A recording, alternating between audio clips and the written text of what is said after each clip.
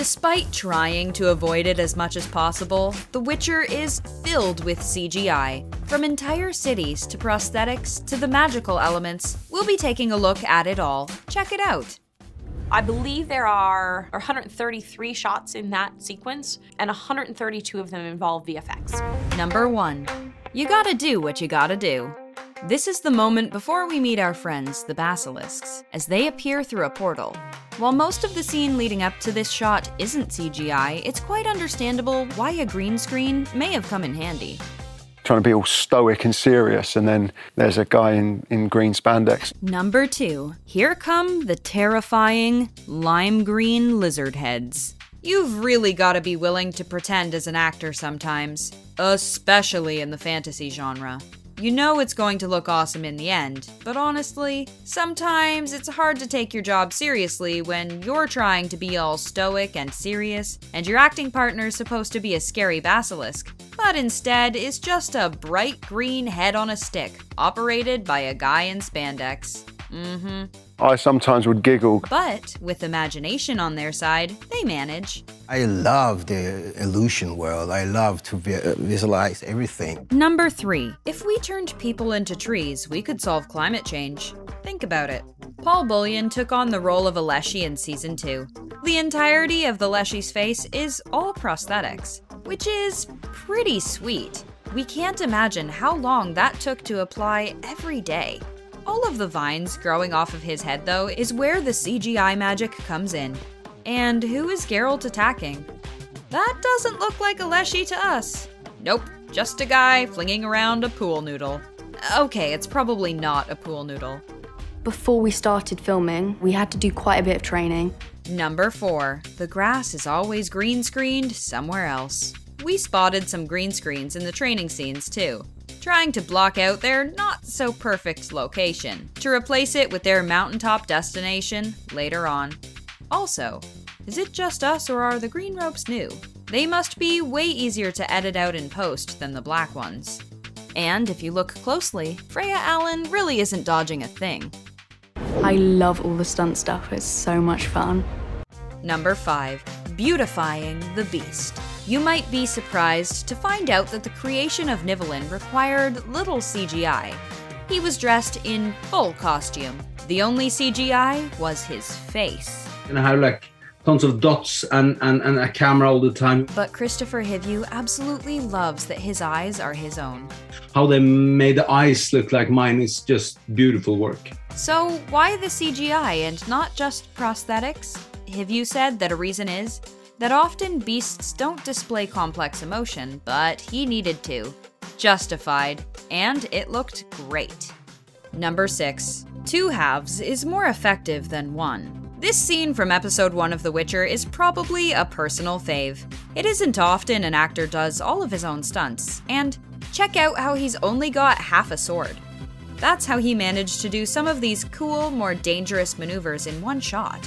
It allows for a lot more moves. Although, the other actors did find it a bit of a struggle because they needed to match their weapons with the invisible half of the sword perfectly. Number 7. If the sword doesn't work, try hitting him with a shoe. Vladimir Furtik, who played the Night King in Game of Thrones, choreographed the fight between Geralt and the Kikimora. He acted out the scenes he was choreographing by standing 4 people on a table and giving them each a pair of pipes to act as legs. Animating 2 legs is hard enough, let alone 8. They had to watch the footage at a quarter speed to make sure it was moving properly. Julian Perry confessed it was tricky to keep the creature balanced and attacking at the same time. And who could forget all that splashing? That's all CGI too. Number 8. This next one's pretty hot. Magic is definitely one of those elements that is hard to create without special effects. And a lot of CGI tricks went into shooting this scene. The warping skin trick is done using a whole bunch of different mask-like layers in different stages of decay, and just blending them all together.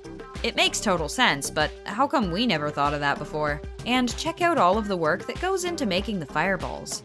And how about how they're launching people across the room? Why does that look like so much fun?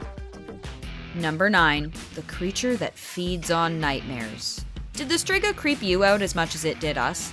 While the entire costume was prosthetics, including the dangly umbilical cord, Overall, the character required a blend of CGI too. They completely redesigned the character out of special effects for some of the more inhuman stunts. We'd say it's impressive, but we know your tricks, CGI designers. You have your character hide in the darkness to make it easier to blend the CGI with the real effects. And the actors were having a blast. They had 3 artists playing the role. Becky Wright played the human form, but they had 2 other performers playing the creature. Number 10. We actually preferred the little guys with their green suits showing. To our surprise, the ghouls were not totally made of CGI. The proof is in the selfies. Wholesome content alert. Aw, how cute are these? Boy, does that suit look uncomfortable though. And eating looks like a major struggle.